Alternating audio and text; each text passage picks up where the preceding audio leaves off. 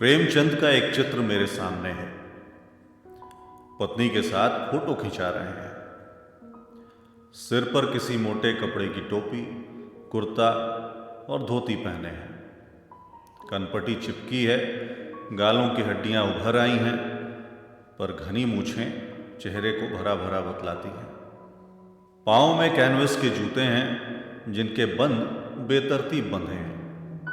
लापरवाही से उपयोग करने पर बंद के सिरों पर की लोहे की पतरी निकल जाती है और छेदों में बंद डालने में परेशानी होती है। तब बंद कैसे भी कस लिए जाते हैं। दाहिने पांव का जूता ठीक है, मगर बाएं जूते में बड़ा छेद हो गया है जिसमें से अंगुली बाहर निकल आई है।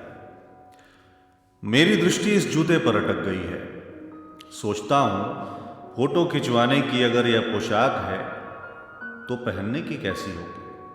नहीं, इस आदमी की अलग अलग पोशाकें नहीं होंगी। इसमें पोशाकें बदलने का गुण नहीं है। यह जैसा है वैसा ही फोटो में खिंच जाता है। मैं चेहरे की तरफ देखता हूं। क्या तुम्हें मालूम है मेरे साहित्यिक पुरखे कि तुम्हारा जूता फट गया है और अंगुली बाहर दिख रही है? क्या तुम्हें इसका जरा भी एहसास नहीं है? जरा लज्जा, संकोच या झेप नहीं है? क्या तुम इतना भी नहीं जानते कि धोती को थोड़ा नीचे खींच लेने से अंगुली ढक सकती है? मगर फिर भी तुम्हारे चेहरे पर बड़ी बेपरवाही, बड़ा विश्वास है।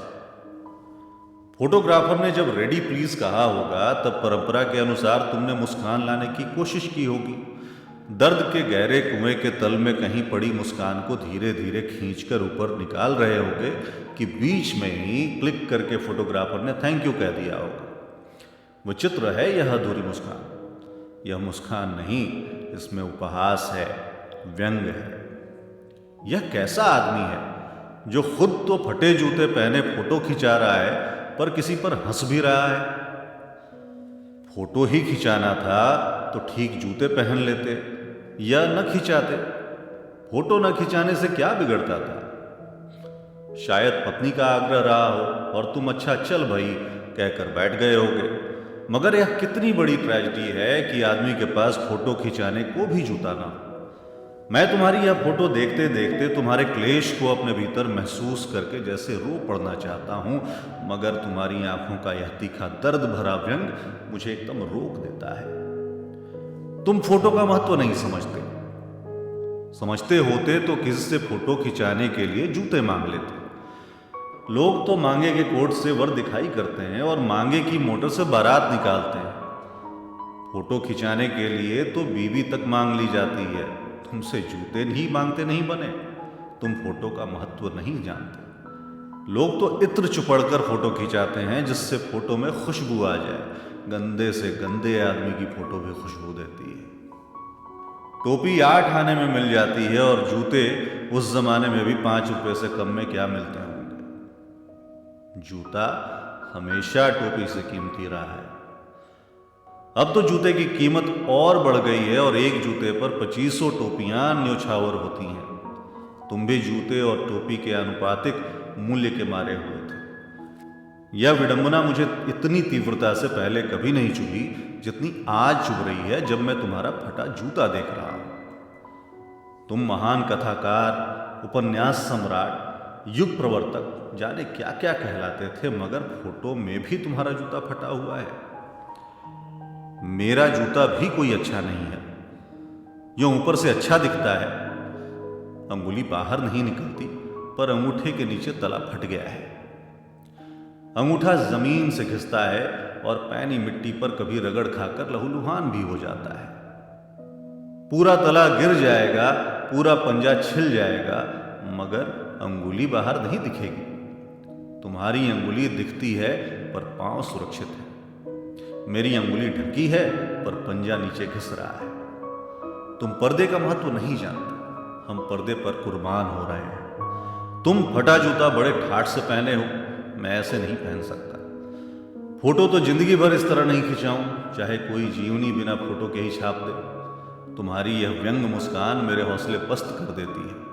क्या मतलब है इसका? कौन सी मुस्कान है यह? क्या होरी का गोदान हो गया? क्या पूस की रात में नील गाय हल्कों की खेत चर गई? क्या सुजान भगत का लड़का मर गया क्योंकि डॉक्टर क्लब छोड़कर नहीं आ सकते? नहीं, मुझे लगता है माधो औरत के कफन के चंदे की शराब पी गया, वही मुस्कान मालूम होती है। मैं तुम्हारा जूता फिर देखता हूं, कैसे फट गया यह। मेरी जनता के लेखक क्या बहुत चक्कर काटते रहे? क्या बनिए के तगादे से बचने के लिए मील 2 मील का चक्कर लगाकर घर लौटते रहे? चक्कर लगाने से जूता फटता नहीं है, घिस जाता है। कुंभन दास का जूता भी फतेहपुर सिकरी आने जाने में घिस गया था, उसे बड़ा पछतावा हुआ। उसने कहा, आवत जात पन्हैया घिस गई, बिसर गयो हरिनाम। और ऐसे बुलाकर देने वालों के लिए कहा था, जिनके देख दुख उपजत है, तिनको करबो परे सलाम। चलने से जूता घिसता है, फटता नहीं। तुम्हारा जूता कैसे फट गया? मुझे लगता है तुम किसी सख्त चीज को ठोकर मारते रहे हो, कोई चीज जो परत दर परत सदियों से जम गई है। उसे शायद तुमने ठोकर मार मार कर अपना जूता फाड़ लिया।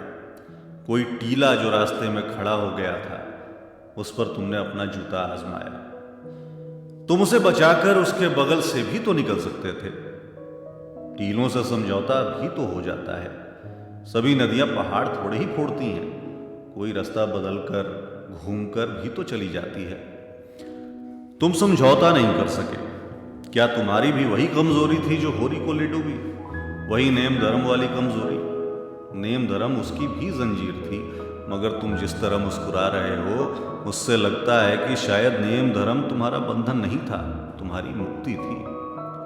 तुम्हारी यह पांव की अंगुली मुझे संकेत करती सी लगती है, जिसे तुम घृणित समझते हो, उसकी तरफ हाथ की नहीं, पांव की अंगुली से इशारा करते हो। तुम क्या उसकी तरफ इशारा कर रहे हो जिसे ठोकर मारते मारते तुमने जूता फाड़ लिया? मैं समझता हूं, तुम्हारी अंगुली का इशारा भी समझता हूं, और यह व्यंग मुस्कान भी समझता हूं। तुम मुझ पर या हम सभी पर चल रहे हो, उन पर जो अंगुली छिपाए और तलुआ घिसाए चल रहे हैं, उन पर जो टीले को बरकाकर बाजू से निकल रहे हैं। तुम कह रहे हो, मैंने तो ठोकर मार मार कर जूता फाड़ लिया, अंगुली बाहर निकल आई, पर पांव बच रहा और मैं चलता रहा। मगर तुम अंगुली को ढांकने की चिंता में तलुए का नाश कर रहे हो।